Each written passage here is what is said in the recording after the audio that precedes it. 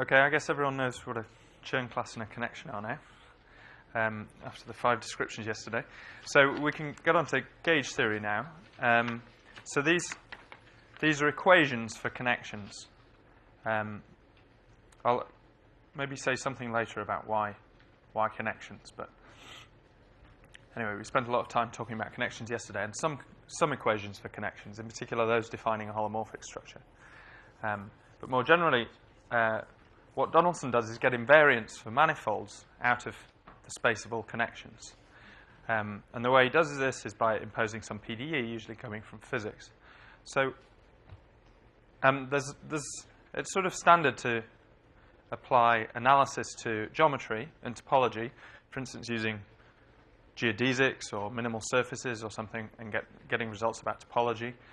What's different here is you don't use one solution, you use the whole space of solutions.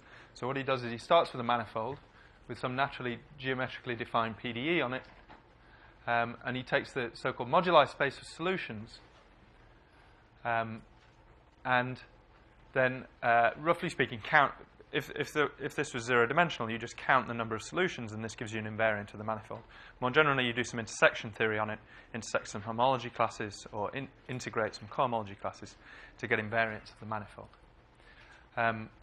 So this is very analytically difficult. You need to compactness of M in order to get finite numbers.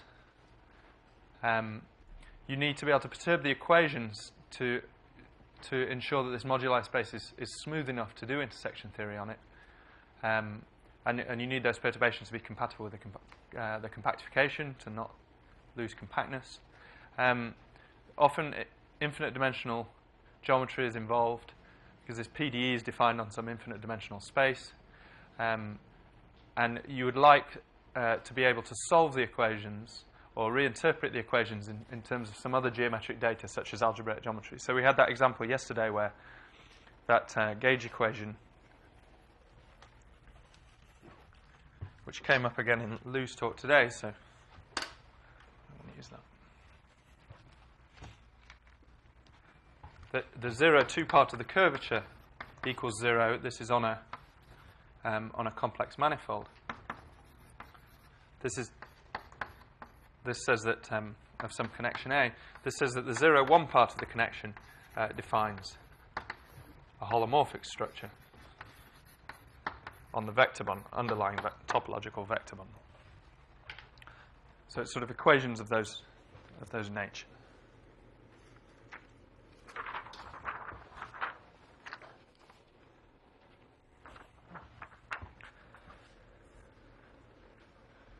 And so this is actually very hard to do because most PDEs, I guess it's these analytical difficulties which make it difficult. So most PDEs will not have the right nonlinearities such that the solution space is compact. You want the PDE to be geometric so that it's canonically associated with the manifold. So if we're dealing with symplectic manifolds, you want a PDE which uses only the symplectic structure. If you're going to get symplectic invariants out of the manifold, you want it to be elliptic, so roughly speaking, so that the solution space will be finite dimensional. And you want the nonlinearities to feed back in. So Hodge theory is a good example where the PDE is given by the Laplacian, or in first order form d plus d star. This is a linear equation, and therefore its solution space is non-compact. It's a vector space, which is good. We can just take its dimension, and that's the only invariant we really get out of it. And those are the Betti numbers or the Hodge numbers. Here we actually want to get non-trivial topology in the moduli space and use that as invariants of the original manifold. And so we want the nonlinearities. The equations we'll look at will be of this form, but with some nonlinearity, which feeds back to make the moduli space compact. And these equations usually come from physics. So that's part of the reason that connections are so interesting, because these are gauge fields in physics. And they come as critical points of some action functional or Lagrangian, which then give bounds and topological bounds coming from the bounds on solutions of the equation. So let me give some examples.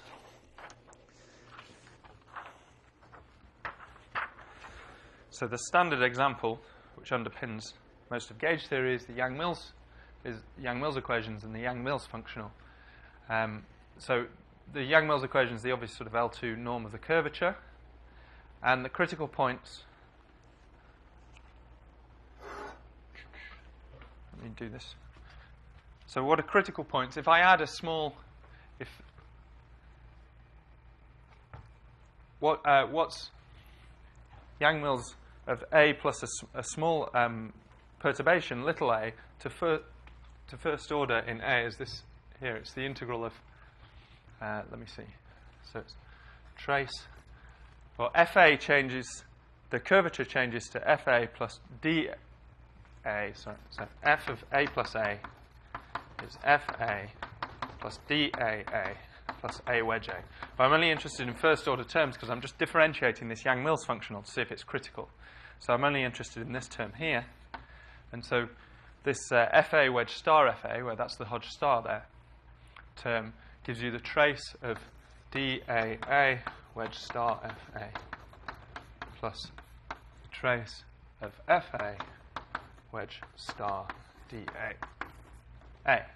And then using the property of the adjoint of DA, where the adjoint is plus or minus star DA star, you can get it in this form using also the Bianchi identity. So dA FA equals 0. So one of these terms vanishes because you move the dA to the other side, and the other term gives you this dA star term here. And so the critical points are those which satisfy the Bianchi identity, as they all do, and this other term here. But these are second order equations in the connection. So these are like the geodesics or minimal surfaces that Blaine Lawson mentioned in his lecture. And what physicists are very good at is finding first order equations which imply second order equations, using things like supersymmetry and so on. So in some special cases, some special geometries, particular calibrated geometries, there are connections which attain a topological absolute minimum of the Yang-Mills functional. And these give a first order equation that they attain this topological minimum instead of a second order equation.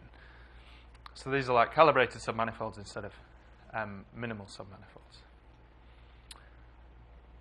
So that's that observation there about comparing these sort of maps in equations. These are sort of these are equations of the sort of maps out variety. These are locally equations for some functions on the manifold.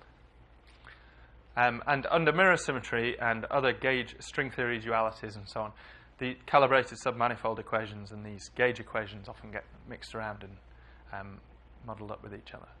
So let me give some examples of these first order equations which imply the second order Yang-Mills equations. So the first trivial case is flat connections. So clearly if the curvature vanishes, then its derivatives also vanish. And these are locally trivial. So we saw yesterday that a flat connection is actually trivial in any simply connected neighbourhood. And so they're defined globally by a parallel transport around non-trivial loops. So as you go around a loop, you get some kind of holonomy around that loop, and so you get a map from the fundamental group to the structure group of your vector bundle. And that's defined up to conjugation because I can move the base point of the fundamental group. So I get representations from the fundamental group into here up to conjugation. And so this is, we've just described the moduli space in that case, and it's very simple. So that's the moduli space of flat connections, unitary, rank R.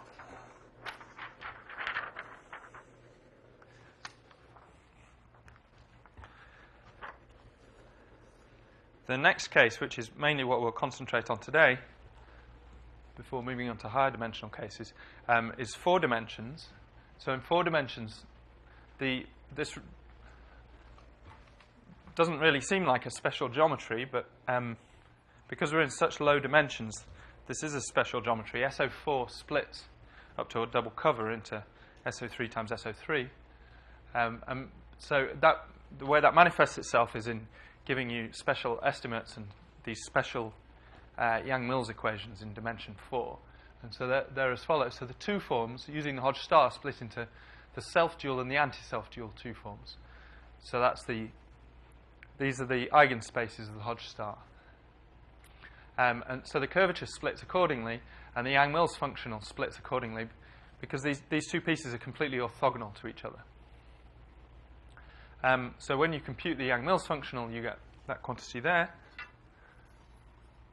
But that's not so different from an actual topological quantity, which was fixed yesterday just by the bundle, which is this quantity here, which is just given by this minus the second Chern class, which we discussed yesterday.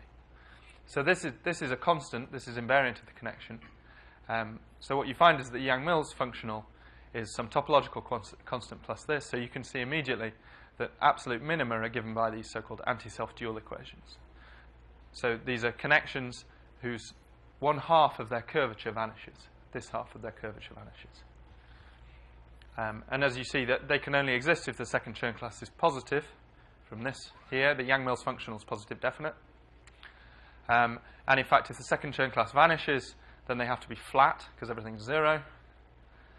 And of course, they're Yang-Mills, so they satisfy the second order equations because they're absolute minima.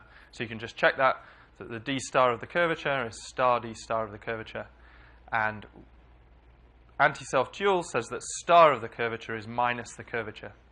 So this is star d of the curvature, so that's 0.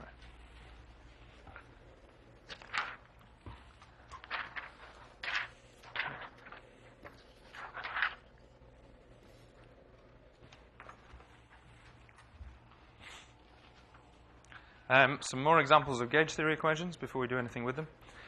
On a Kähler manifold, so that again another special geometry, the two forms also split into, well, if we tensor with C, then they split into the 0,2 forms, the 2,0 forms, and the 1,1 forms. These are the 1,1 forms here. And they also split into those which are a multiple of the Kähler form and the primitive ones mentioned in Lou's lecture, which are perpendicular to the Kähler form.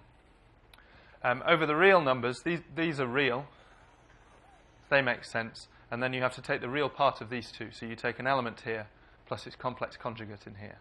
And those give you the splitting of the two forms over the real numbers. And again, you go through the same yoga of splitting the Yang-Mills functional up according to this decomposition, comparing it with the second Chern class, in this case dotted with the Kähler form. And you immediately find that the Yang-Mills functional is some topological quantity here, plus this. And so again, absolute minima are given by these Hermitian Yang-Mills connections, which I mentioned yesterday. So again, you can show these satisfy the second order Yang-Mills equations using the Kähler identities. So that's the relation between the d-bar operator and wedging with omega and the Hodge star. It's in Griffiths and Harris, if you don't know them. And these are the equations I mentioned yesterday. So this says that the connection defines a holomorphic structure on the bundle, and then this condition here is an attempt to fix the metric. As we described yesterday, if once you fix the holomorphic structure on the bundle, then you can consider holomorphic bundles. Now, if you put a Hermitian metric on that bundle, then you get a unique connection with some 1,1 curvature. The 0,2 and the 2,0 parts vanish. That's the holomorphic condition. And it has some 1,1 piece of curvature.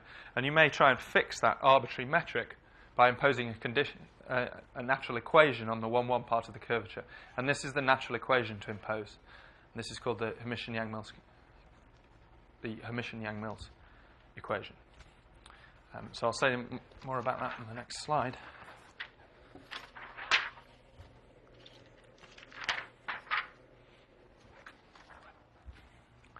So first, I'll just to relate that back to in 4 dimensions. It's the same as the anti-self-dual equation. So in 4 dimensions, the two forms, the two different splittings of the two forms are compatible in the following way: that the self-dual two forms are the real part of the 0,2 and the 2,0 forms, plus just this piece of the 1,1 forms, just the Kähler form. So that's the self-dual two forms. So when you impose that this part of the curvature vanishes, you get back the Hermitian Yang-Mills equations. So in 4 dimensions, these equations have additional symmetry. They're not just U2 invariant equations, they're SO4 invariant equations.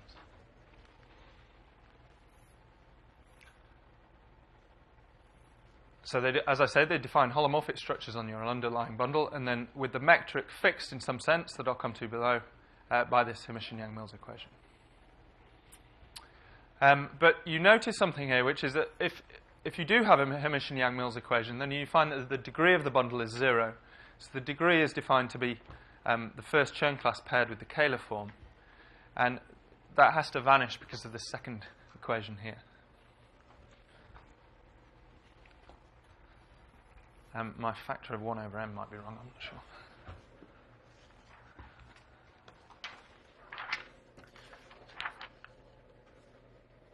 So another gauge equation, if you don't have degree 0, then you can do something, instead of all these pointwise splittings of forms, we can do something global in L2. So we can split further. We had all these different components of the curvature.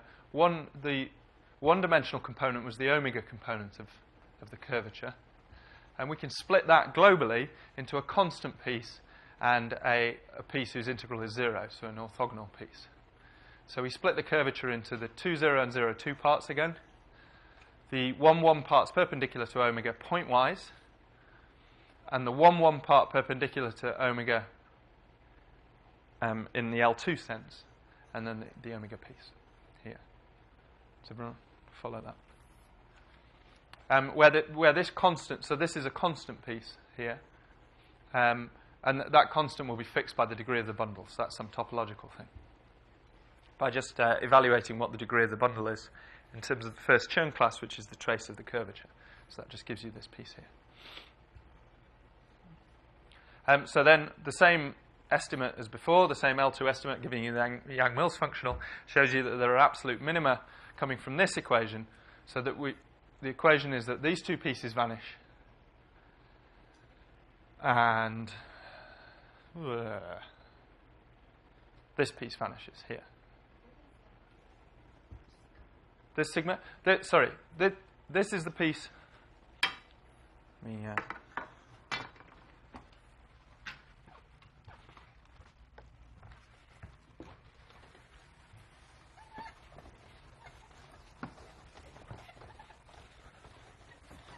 So I split the two forms into, so I split the curvature as a 2 form into a 0, 2 piece, a 2, 0 piece, and a 1, 1 piece. And the 1, 1 piece has two bits. There's the bit perpendicular to the Kähler form. That's just pointwise perpendicular.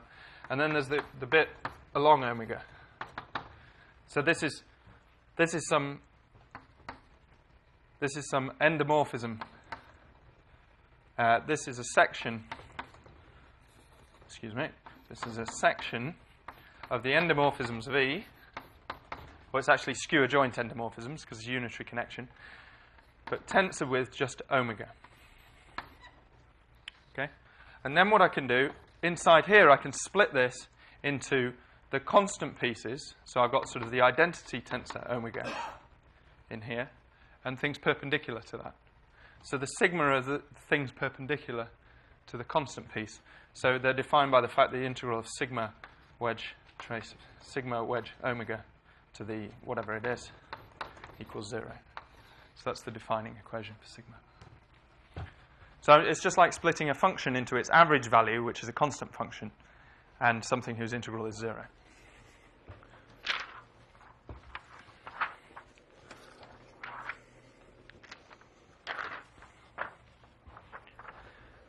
And then, as I keep promising, these have a purely holomorphic description, because the second equation, roughly speaking, fixes the metric, so that solutions are roughly equivalent just to holomorphic bundles in the first place. And as I said yesterday, this is a bit like uniformization for Riemann surfaces, where you can fix the metric uniquely just in terms of the original complex structure.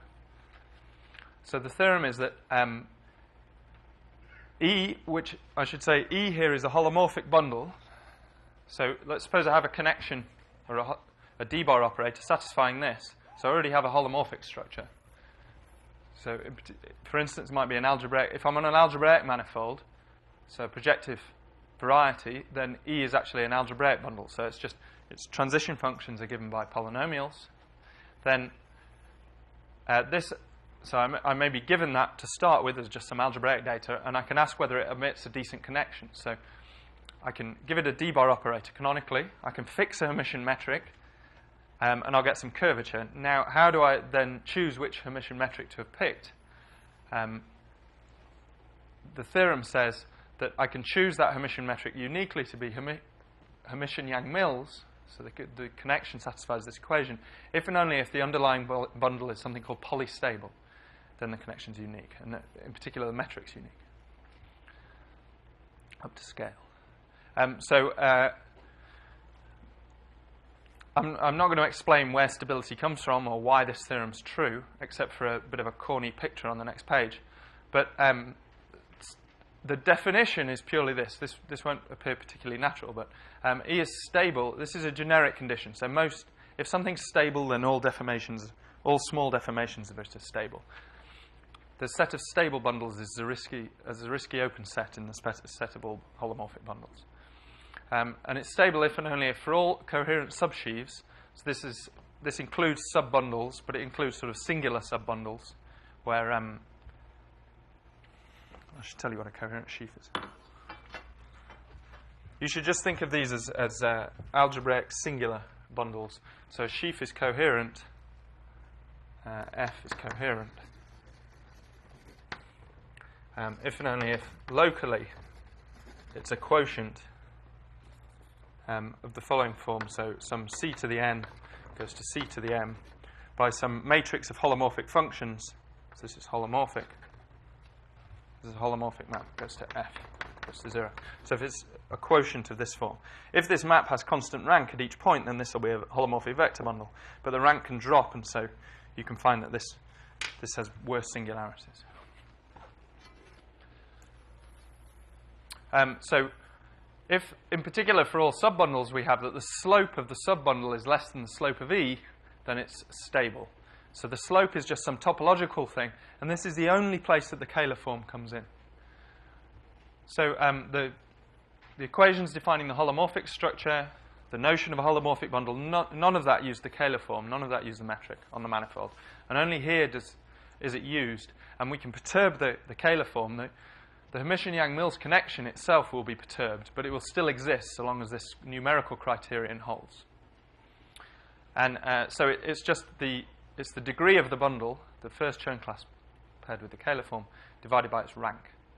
And then there's this notion of polystable, and as Oscar Garcia Prada pointed out to me, I've got that wrong. So if you've got the notes, then you should correct this. So as not to embarrass me, direct sum. This should say same slope.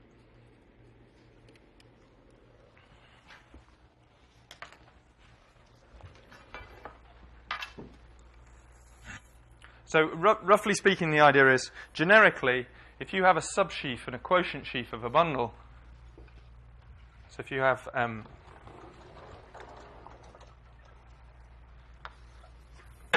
I'll just hold this for a second.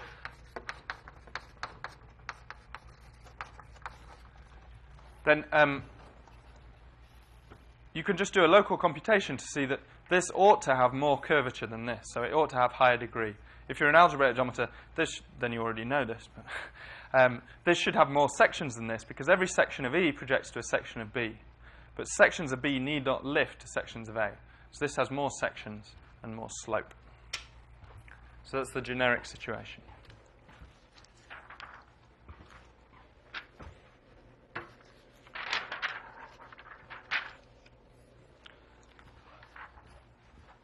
And the rather naff picture is this. So this is supposed to be the space of either Hermitian metrics, or, as we saw yesterday, it can be identified with, this is the space of connections compatible with a fixed holomorphic structure. So I've fixed a holomorphic bundle. And this is this infinite dimensional space of connections compatible with it. And I have the unitary gauge group acting in this direction, horizontally, here. But I have a bigger gauge group acting because I can act by general linear gauge transformations at every point, so automorphisms of the bundle which change the metric at every point. And as we change the metric, we change the induced Chern connection. So I can see, since general linear transformations act transitively on metrics, I can change the metric to any other metric using this orbit here. So this, I've made a mistake. Sorry. This is the space of connections. Let me write this down. So one orbit there it corresponds to one holomorphic bundle.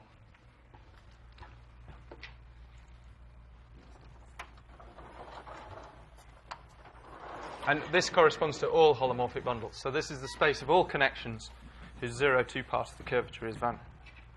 So this here is all connections, unitary connections A, such that the 0,2 part of the curvature vanishes. So these all define some holomorphic structure on some holomorphic bundle. And any one general linear orbit gives you all possible metrics compatible with a fixed holomorphic structure. So any orbit here corresponds to a holomorphic bundle, and so the quotient by this bigger gauge group that we have acting in the holomorphic case, this is not a nice Hausdorff space or anything, equals the space of holomorphic bundles. So that's where I've divided out by the metric. This gives you all possible metrics. And this is not a good space, and there's a general theory about how to form such quotients called geometric invariant theory, which Lou alluded to. And what you really want to take is something called the stable objects for this group action. And what they turn out to be is precisely the bundles satisfying this condition over here. And those are the ones with the good orbits, such that they form a Hausdorff point in the quotient space. So you want to form moduli of stable bundles. And this is the picture, is that this is a stable orbit here, and then this is an unstable orbit, which is sort of non-proper. It just dribbles off. It doesn't go off to infinity nicely. It dribbles off like this. And then this Hermitian-Yang-Mills condition imposes some kind of slice to this GL orbit. It's invariant by the unitary group. Obviously, if I don't change the metric, I don't change the Hermitian-Yang-Mills condition. But it provides a slice to the space of metrics. And the theorem, which if you know any geometric invariant theory you would know, is that if we restrict to stable ones, so we take stable bundles, holomorphic bundles, and then we quotient those to get this space of stable holomorphic bundles here, then this is also the same as, well, this Hermitian-Yang-Mills condition provides this slice, so you take Hermitian-Yang-Mills connections, and you now divide by the unitary gauge transformations. So, roughly speaking, at the linearized level, this is much easier to see. So,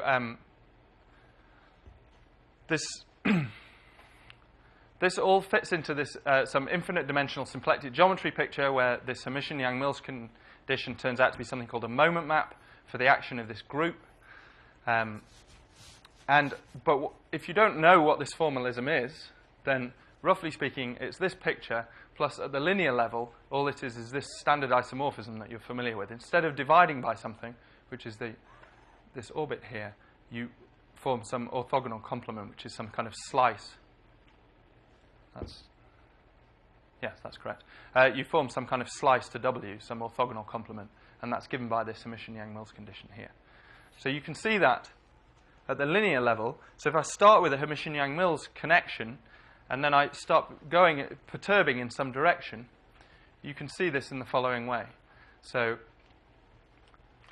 the perturbation that I get of some d-bar operator given by some gauge transformation is of this form to first order, as we've seen before. Whereas the linearized Hermitian-Yang-Mills condition is sort of its adjoint, it's d-bar star, but it's not. It's d-bar star plus its complex conjugate, its adjoint. So you're only seeing the self-adjoint part of d-bar star here. So this is an orthogonal complement to the self-adjoint part of d-bar here. So it doesn't see the skew adjoint piece, which is the unitary gauge transformations here. So what this is saying at the linear level is that the Hermitian-Yang-Mills condition, the solutions of the Hermitian-Yang-Mills equations, are perpendicular to the action of self-adjoint matrices in here at the infinitesimal level. So if you move along some self-adjoint matrix in here, then this Hermitian-Yang-Mills condition is perpendicular to it. So that, at the linear level, it's much more familiar.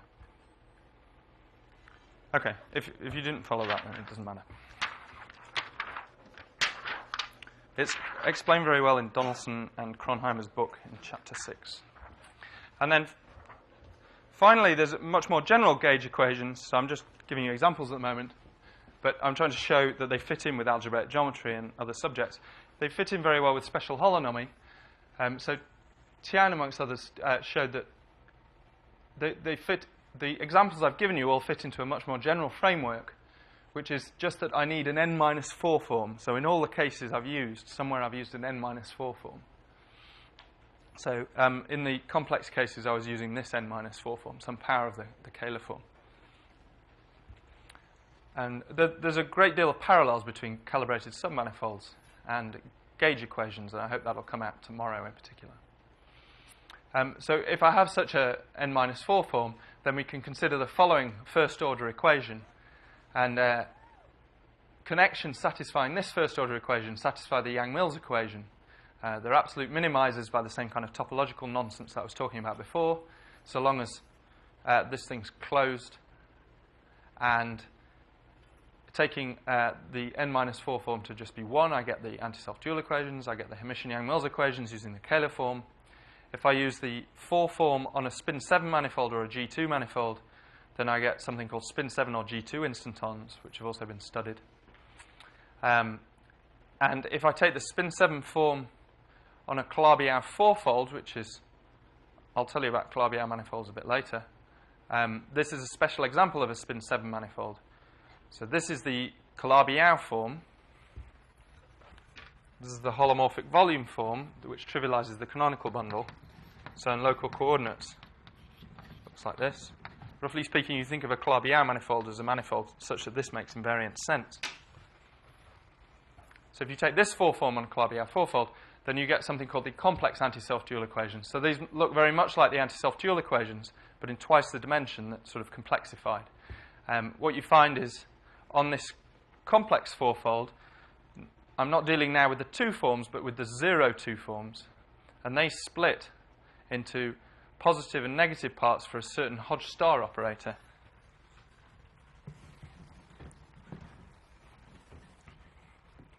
Which is of this form. You take 0-2 forms, you wedge them with this theta here to give you 4-2 forms. You now take the take that or the Hodge star.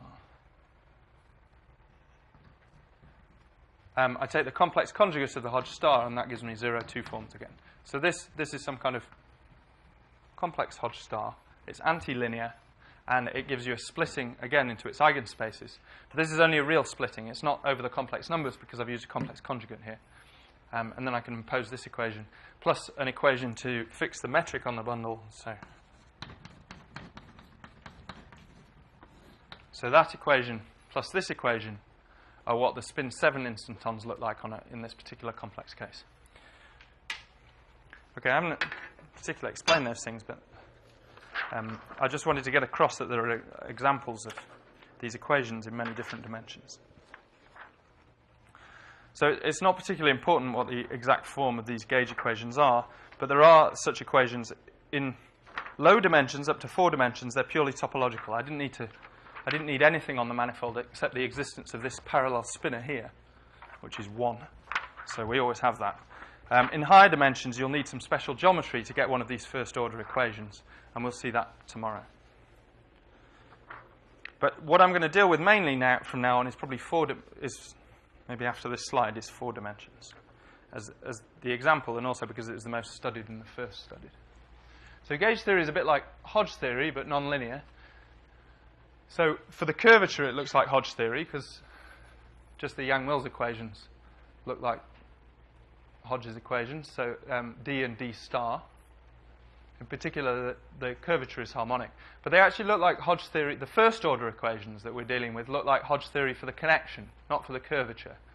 So in the linear case, they actually are Hodge theory. So in the linear case, that means that the group is abelian. So for instance, in the U1 case, there's no A wedge A term because the group's commutative, so that vanishes. And what you find is this looks very much like Hodge theory. So the connection looks like this 1 form here, the condition that d star of the curvature is 0 is this condition here, which is half of the Laplacian. I'll come to the other half in a minute. Curvature vanishing is the same as this being closed. Dividing out by gauge is the same as dividing out by exact things.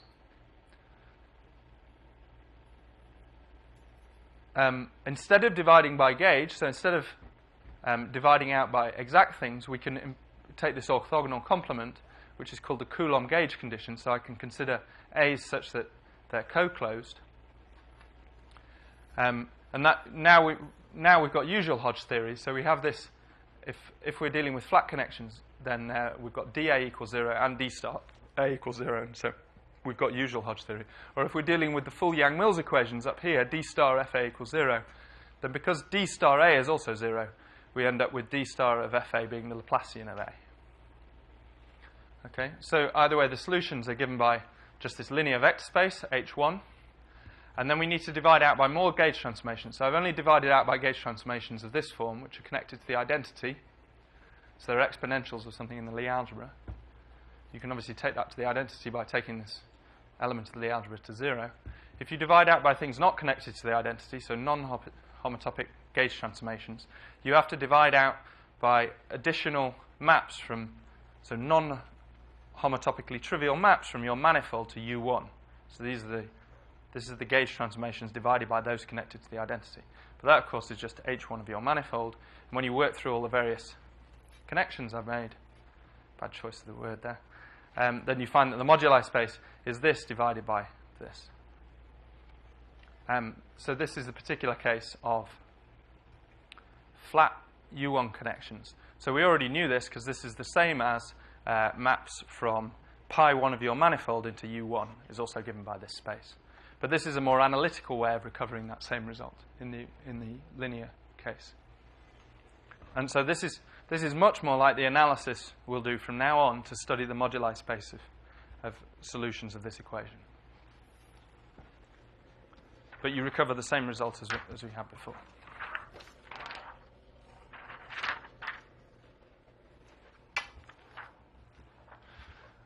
Okay, so for the rest of this lecture, I'm afraid it's a bit sort of analytical. So this is just these are some of the technicalities you have to do to understand this moduli space, to solve some of the problems I mentioned at the start of the lecture. So we need to understand how to smooth the moduli space by perturbations, how to make it compact, and so on and so forth. So we'll get, at the end of this, either at the end of today or tomorrow, once we've done all the analysis, which you can ignore if you're not interested in analysis, if you're just interested in the geometry, then you can, at the end of the lecture or next time, I'll use all this analysis to show what kind of results you can get on 4 manifolds and then in other situations. Okay, but so when the first thing to do is to do deformation theory, look infinitesimally about a given Yang-Mills solution to see what the moduli space looks like around that point. And this reduces very quickly to this picture over here. This is essentially the Hodge theory part. This is the linear part of the story, which we understand very well. So from now on, I'm going to concentrate on 4 dimensions and SU2 connections. So these are unitary connections which also fix a trivialization of the determinant. So you pick some trivialization of the determinant of your bundle, and you choose only connections for which that trivialization is parallel. Okay, so that's to make the gauge group connected. It's this infinite dimensional group here. So we don't get this problem, which we did last time, where the group wasn't connected. Okay, so this is the simplest possible case with the simplest possible non-abelian group. So we do get a nonlinear equation.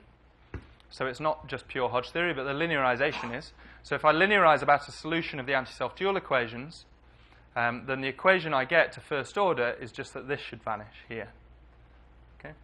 And then we want to divide solutions of this by infinitesimal gauge transformations, which are of the form here. So you end up with this complex here, where this is the Lie algebra of the gauge transformations. These are trace-free because I'm in the SU case. So this is little SU of E. In fact, this is wrong because I want to take things which preserve the metric. So this should be little SU of E. SU of E.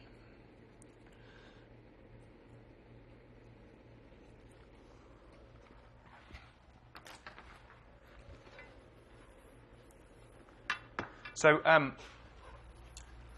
this is the space we're interested in here, but we've got two things. We've got a map out of it, which is given by the equations to first order. So that's this equation here.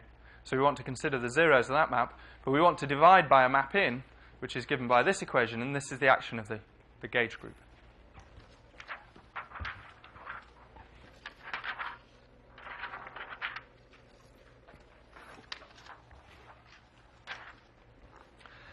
So this complex is elliptic. So it's a complex, which essentially means that the gauge transformations don't mess up the equation. So the equation is gauge invariant, of course. Okay. So if you apply both, you get 0. And it's elliptic, which if you don't know about elliptic complexes, it means that if you form the adjoint of this map, so we end up with omega 1 going to omega plus omega 0, so using dA plus dA star, then that operator has to be elliptic. So that operator is elliptic, which means that, roughly speaking, we can expect the solution space to be finite dimensional. And we can also, we can work, in order to do analysis, we're going to have to complete all these spaces of smooth sections to various subloft spaces of sections. But because the equations are elliptic, we can hope that in the end the solution space will consist only of smooth sections. And the first cohomology we consider to be, so this is the infinitesimally what the moduli space we can expect to look like. This is the first cohomology of this. It's the things which satisfy the equations to first order, so the kernel of this map, divided by the infinitesimal gauge group action. So this is the so-called Zariski tangent space of the moduli space. It's given by the first cohomology of that over there. I'm going to suppress all this subloft stuff. So everything should be done in appropriate subloft spaces with quite a number of derivatives so that there's a subloft multiplication lemma so that this thing exists. But in the end, everything turns out to be smooth, so I'm going to ignore them.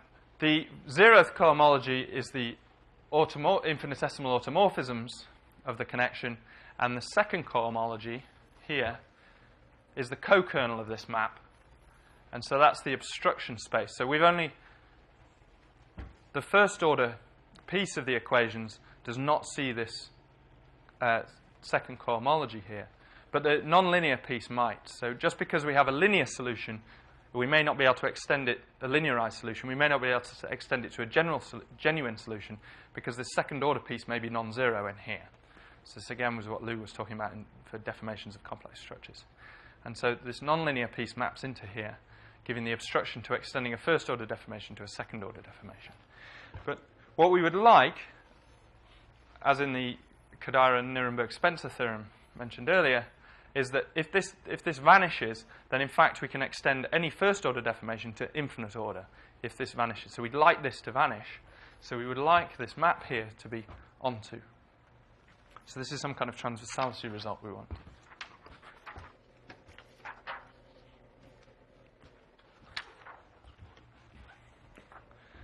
But we'll come to that in a couple of slides' time. There's an equals missing there. So at the linearized level, instead of dividing by the gauge transformations, which are of the form d of g, or image of d, we could work in the kernel of d star. So that's what's true at the linear level, but there's a theorem of Uhlenbeck that says we can do that more locally, so more globally, not just infinitesimally, but actually locally. So locally, we can work with connections of the form a plus a, where little a is perpendicular to the gauge action, or at least to the infinitesimal part of the gauge action. Because we've chosen SU, then we have a connected gauge group, so we don't have to worry about gauge transformations not connected to the identity. But we do have to worry about stabilizers of this A. So the theorem is the following. So the moduli space is locally of the form solutions of the equation, which are also in this Coulomb gauge. But we have to divide out by this group here, which I'll come to in a second. And then if we do that, we get estimates, which are what we need, which is where the ellipticity is coming in, so that we can go from Sobolev spaces back to smooth solutions. So if we don't impose this condition, we could act by some hideous gauge transformation, which is whose derivatives are enormous, to take our nice connection to a connection with very high Sobolev norms. So we'll never get any kind of estimates whatsoever from the equations because of this huge freedom of the gauge group. But if we impose this condition, then we can hope that the derivatives of our connection are not too bad. And that indeed is true. So you get an estimate like this from solutions of this equation. So that's the ellipticity and how you cope with the group. And the problem is just this stabilizer. So there are parts of the gauge group which act trivially on the connection. So these are the automorphisms of the bundle which are parallel with this Lie algebra. But if you have one of those and then you perturb, so you don't need to divide by that because it doesn't have any action on your connection A. But nearby, it may well have an action on your connection A, but we're not going to see that from this condition. So this made us perpendicular to the gauge orbits, which are of the form dg. They were of the form image of D. So we're perpendicular to the image of D, but some gauge transformations in the stabilizer, they're annihilated by D, so you don't see them in this. So you're not working perpendicular to those, so you have to divide out by them. So for nearby connections, you need to divide out by this stabilizer because they may no longer stabilize the nearby connection.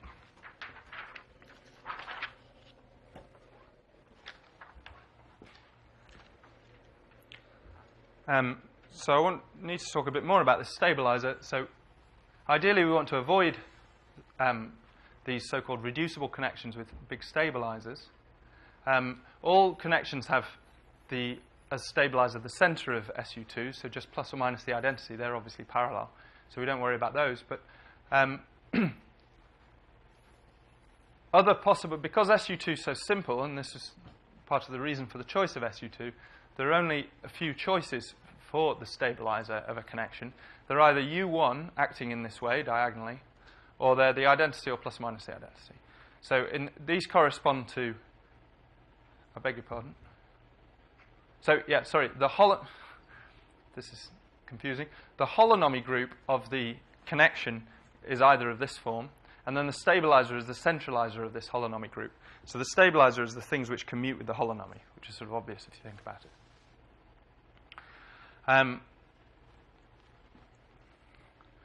But these just correspond geometrically to the bundle and the connection splitting in this form, which means that we have a connection on L, the induced connection on L inverse, and we take their direct sum. So the connection is reducible and the bundle is reducible. In that case, we get a stabilizer where obviously we can have minus the identity. We can have a scalar multiple of the identity acting here and its inverse acting here, and that will clearly be parallel. Or in this case, it corresponds to L plus L, where L squares the identity, or it corresponds to the trivial bundle. But this is really the only case we're interested in. These won't arise in what we do. So this is the reason these connections are called reducible, because the bundles actually split. So these are what we'd like to avoid, so we don't have to divide by this stabilizer.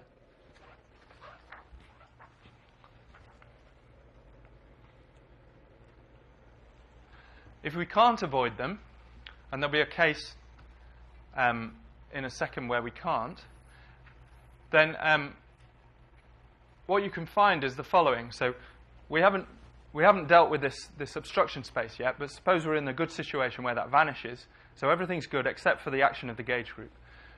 What you can find is that you're at a reducible connection, so you split into L plus L inverse. So in particular, you have this one parameter family that I just described of automorphisms and in the stabilizer. But nearby, for other connections, you find that this drops to be 0. So there are no automorphisms, they're not stabilized. So all nearby connections are not reducible. So what you find is, as you go into the central connection, suddenly the H0 jumps, so also H1 is going to have to jump as well, because their difference is given by some Euler characteristic. And so what you find is that the central connection has a bigger tangent space. It appears to have more deformations, but it also has a higher stabilizer. And so the picture in this case reduces to the following.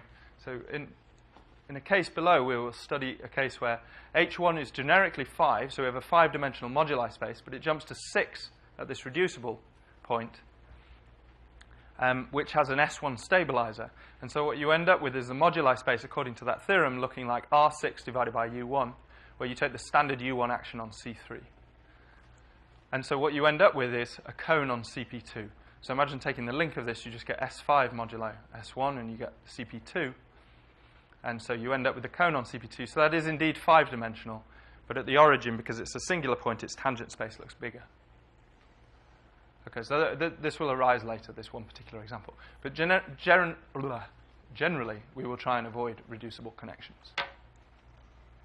So what they correspond to, reducibles, and the way we'll avoid them, is that they correspond to line bundles with anti-self-dual connections.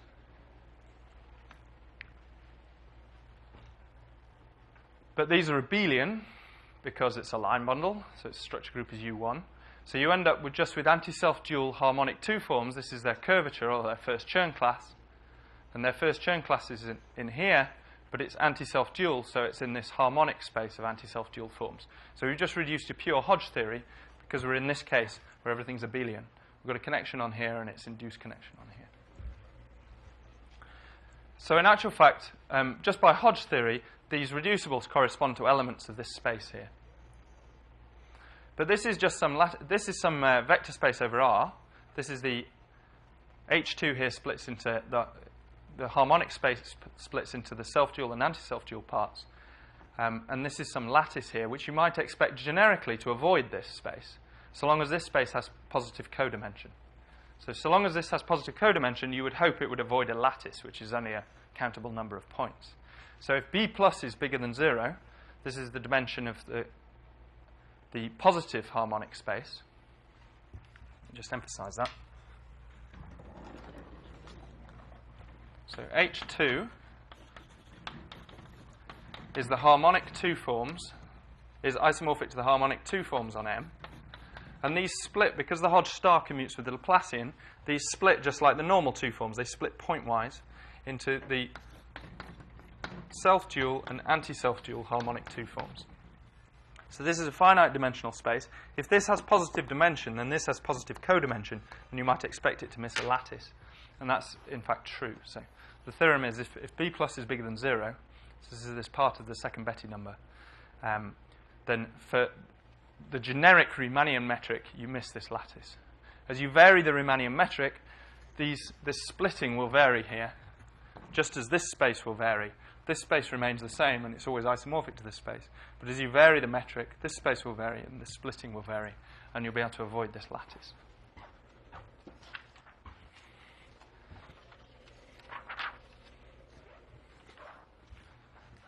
So this isn't particularly interesting, but this is roughly how all transversality results go, so I'll just give this one.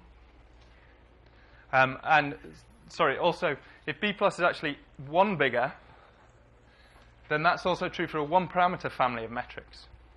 So even for a 1-dimensional family of metrics, you should be able to avoid this lattice, as long as B plus is bigger than 1. So long as this is codimensional at least 2, then you can hope to miss a 1-parameter family. So this is just what you'd expect. It's just a standard transversality result. And roughly speaking, so the proof goes as follows. It's in Donaldson and Kronheimer, if you want it. So the metric defines harmonic forms. And so a point in here, this is the Grassmannian of subspaces of this finite dimensional vector spaces of this dimension. Okay, so this is this point here, this subspace of this vector space. And in fact, it's not the metric, but the conformal structure. The Hodge star only depends on the conformal structure of the metric. So the conformal structure is actually equivalent to the splitting of wedge 2. So you can check that once you've got the splitting of wedge 2, that actually defines a conformal structure and vice versa. So this conformal structure actually can be thought of as a section of this Grassmannian bundle here. So at every point, we choose a subspace of wedge 2, which we'll call wedge minus. So this is meant to be analogous to this, but this is a pointwise statement.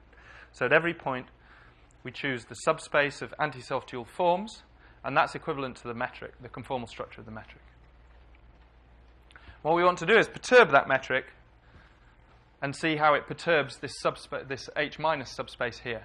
We want to show that as we perturb the metric, we can move this arbitrarily so that we can avoid the lattice. And the map, now that we've described it in this setup, the map's obvious. So as you move the metric, or the conformal class, by a section of the tangent space to this Grassmannian, that's just a hom from the quotient bundle to the subspace bundle. So I guess I've thought of the Grassmannian as being describing spaces like this. I've thought of this as the subspace and this as the quotient space. It's just a splitting, so it doesn't matter because we've got a metric. So this is clearly the tangent space to the Grassmannian. Then what you find is that a given harmonic form, which is in H minus, so it's in here, as we change the metric, this will no longer be anti-self-dual because the metric's changed. So it will have a self-dual part, and its self-dual part will be the following sort of canonical thing. So it will just be, you act on it by this element of the tangent space here. So you take it gives you a section of this bundle, acting on it by this homomorphism gives you a section of this bundle, that gives you a self-dual form, and you project it to its harmonic part, and this gives you this self-dual harmonic form. So in other words, you can move pretty much anywhere in here because you have so many deformations here. Okay? So you can move your anti-self-dual harmonic form to have self-dual part, which is anything at all, because you can choose this homomorphism to be anything at all. So in other words, you can move this H minus any way you like into this H plus space here. So you can move it away from the lattice.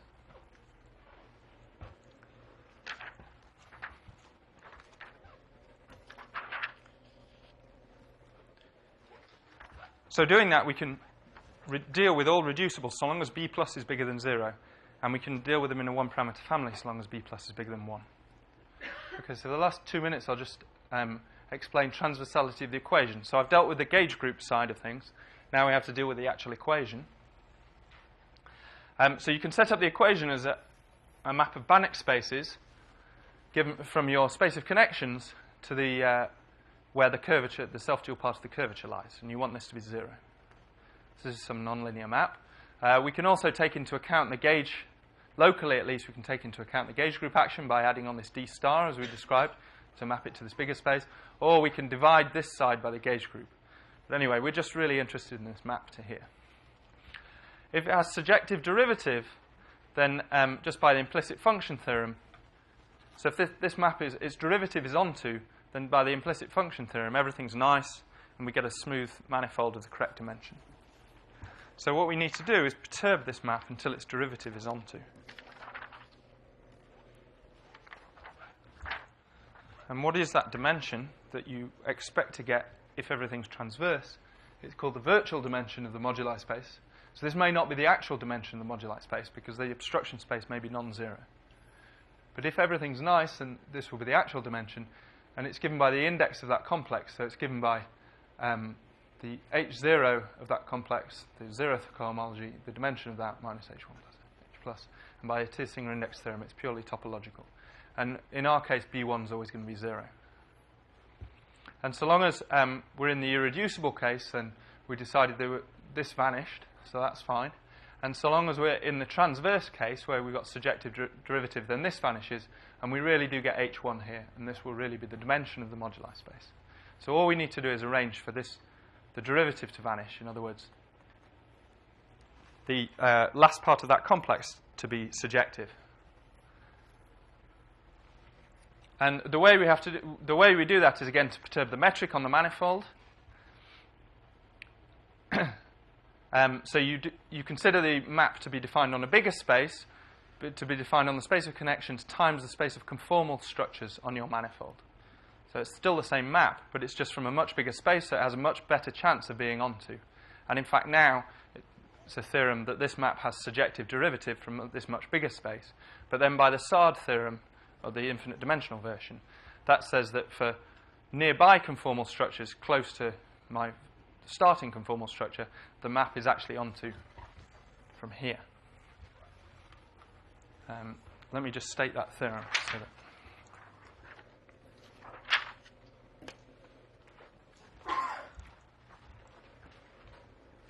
all that's saying, the Sard theorem just says that the fibers, so this map is onto, so the solution space in here is smooth.